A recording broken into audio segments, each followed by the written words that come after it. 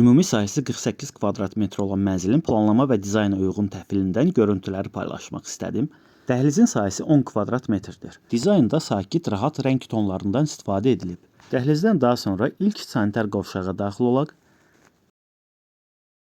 Sahəsi 5,5 kvadrat metr təşkil edir. Gördüyünüz kimi unitaz, duş kabin və moydadır rahat yerləşir.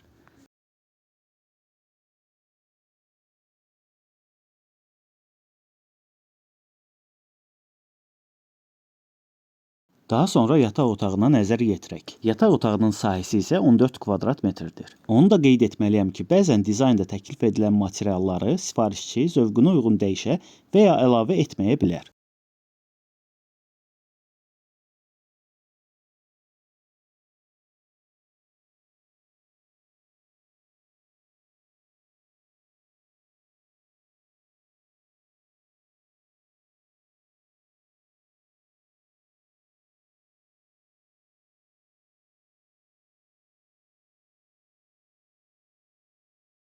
Sahəsi 18 kvadrat metr olan zal studiya isə mənzilin əsas hissəsidir.